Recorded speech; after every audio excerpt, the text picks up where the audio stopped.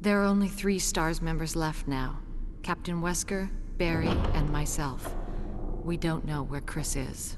Hey everybody, welcome back to Video Game Esoterica and our continuing series, Hallowed Horror, where we take a look at 8 of my favorite horror gaming experiences of all time. And obviously today we were taking a look at the remake of the original Resident Evil. And Resident Evil basically defined what survival horror would mean for us as gamers. Granted, there was games like Alone in the Dark or Dr. Hauser that came before Resident Evil, but this game basically set the tone and standard for what survival horror was going to be moving forward. But before we get too far in, if you could do me a huge favor, go down below, hit like and subscribe, and ring the notification bell. Definitely helps us out, especially when we're spending all of our October, November talking about scary games. But this game is just incredible. Now, I'm not taking anything away from the original Resident Evil on PlayStation 1. I own that in the original long box format, and it is still super fun to play. But the remake on Gamecube and its current iterations on PlayStation 4 and other consoles really are the definitive way to play this game, because it still has all the same story, basically the same layout and the same concepts, but it modernizes it to a degree where playing the original now just feels a little bit old and a little bit stiff. Now, I still do play it from time to time, and I get a really good nostalgia feeling for it, because I actually played it originally on the PC back in the day. I didn't have a PlayStation 1 copy, but I did get a lot of enjoyment out of Resident Evil 1 and 2 when I was a kid. And I absolutely love this remake, because tonally, it kind of fixes some things from the original Resident Evil 1. The voice acting is better. That's not to say that it's good, but it's definitely not as corny and junky as it used to be. But everything about the Spencer Mansion looks incredible in high definition with all of these graphics. And it was great on GameCube, and I still enjoy that version.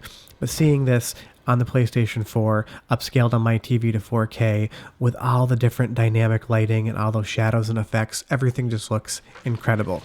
And of course, we still get iconic scenes like this zombie eating somebody. And I remember when I was a kid and first saw this, it seemed like something I'd never seen in gaming before. It kind of had that Romero, Dawn of the Dead, Night of the Living Dead feel to it, where zombies were slow. They weren't speedy and threatening, but they could still definitely do a lot of harm if they got too close to you. And Resident Evil really sells that. So much so that George Romero even made a commercial for the Resident Evil series. It's weird. It's on YouTube. I'll try to link it below if I remember, but check it out. But this game just created a whole new genre for us to enjoy, and obviously survival horror is still going strong today. This is just that seminal experience when Capcom created this. It just felt like a completely different and unique game that I will always remember fondly. Even these door transitions, which back then were to hide loading areas, instilled a sense of anxiety because you're going through this door slowly and you had no idea what you were going to find behind it. And sometimes it was going to be a perfectly safe room. Other times there was going to be a zombie or enemy waiting to attack you the minute you went through that door. But that slow transition, that door opening, really gave the anxiety a higher level than it normally would if you just went to a black screen. And I still love all of these, fixed camera angles. Granted, in the remake, they're a little more dynamic. They move left, they move right. But it gave it such a great cinematic feeling to be able to set the camera at an angle that really emphasized not only what you were looking at, but also precluded you from seeing certain things that might be coming up in your future. They were able to hide zombies around corners with camera angles because you never really knew what you were going to see. And even here, we're running into the camera and we don't know what we're going to find. Granted, it's a dagger, there was no danger immediately, but every turn and every twist ends up giving you some sort of risk. And you'll see right here as we turn right, there is another zombie, and we couldn't see him until we went around the corner.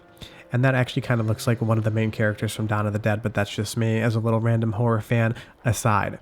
And basically they put this guy here to train you how to use that dagger and put it right into his head. And I love that stagger animation and that he keeps coming forward. All of the animations for all the character designs, they look great.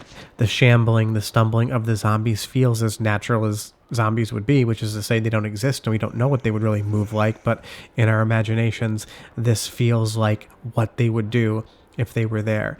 And I love all the puzzles in this game, all the random elements of text. It just goes really far to do a lot of world building to really make it feel like this mansion, while nonsensical, who would have this many puzzles in a mansion? Granted, that question's been answered many times in Resident Evil, but when you first played this game, the house made no sense. There were so many locked doors, there were so many doors that had to be opened by emblems or keys.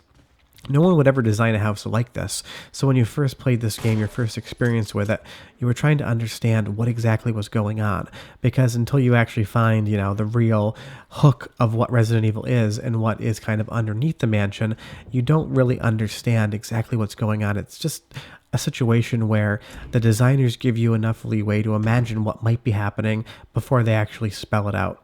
And I love in this game all the shadows that are moving on the walls. And this is why this remake is so incredible, because it feels like this is what the designers originally envisioned the game being when they made it on PlayStation 1, but having so many different hardware constraints, there was only so much you could do. And it's a fun idea to come back around to such an iconic game and to revamp it like this, because suddenly you're able to take what your imagination showed you back in the PlayStation 1 days and put it on the screen. What I want you to do is just listen to a little bit of the game. The sound effects are great. The music for what little is playing are awesome as well. But you can watch this little segment without me talking, and I'll come back in just about a minute and close out the video. But enjoy.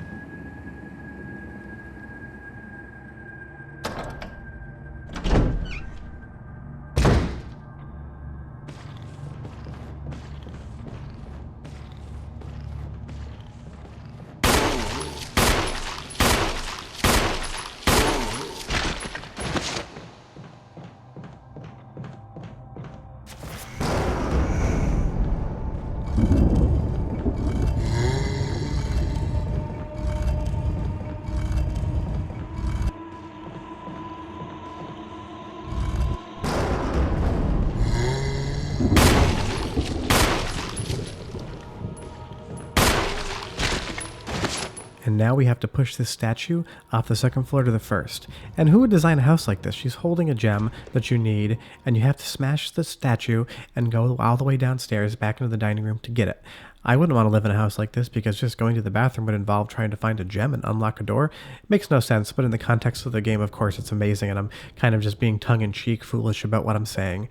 But if you've never played this game before, and I can't imagine many of you that are watching haven't played it, but if for some strange reason you haven't, go and buy this game today and experience it, because it is absolutely incredible. It still holds up super well, and with the high definition graphics and the widescreen display of the remake, it just takes a game that was already incredible on PlayStation 1 and amps it up to the point where it feels so much more alive, so much more visually appealing. It just dials it up to 11 and takes that game that we all remember and love and reintroduces it to ourselves. And that's the thing, when I first played the remake on Gamecube, it felt like a completely new game, even though I had already played Resident Evil 1 on PC and PlayStation 1 multiple times up to that point. It just makes a good thing better, and that's always what we hope for remakes. They did the same thing with Resident Evil 2 and 3. 2 was great, 3 I thought was decent, but I love that Capcom is remaking these games, because the PlayStation 1 originals, while still fun, are old enough now where having a newer, easier, accessible version, both to play and to purchase, really is a great thing, and I can't thank Capcom enough for giving us these experiences, because when I think of horror video games, the first thing that comes to mind is always Resident Evil, and I think for a lot of us that's probably the same thing. But we really appreciate you guys watching. If you could do us a huge favor, go down below and hit like and subscribe and ring that notification bell. It takes a lot of time and energy to make each one of these episodes, and we appreciate your guys' support. And like I said, leave questions or comments down below. I love talking to you guys about these things. I'd love to know what your favorite Resident Evil game is, because I'm showing 2 on this series. But here we have set that trap off, and I know exactly how to stop it. Just don't take the key or put the key back. But it's a lot more fun to watch this gigantic Indiana Jones looking trap come at Jill and just absolutely chomp her up. It doesn't seem like a very good way to go. I wish there was a little bit more violence there, because you don't get to see it, but they pull some punches now and again. But short of that, we'll be back next Tuesday with an episode in our Halloween horror series. And we got videos on Friday and Sunday as well. But we have died, and we'll see you next time. Bye-bye.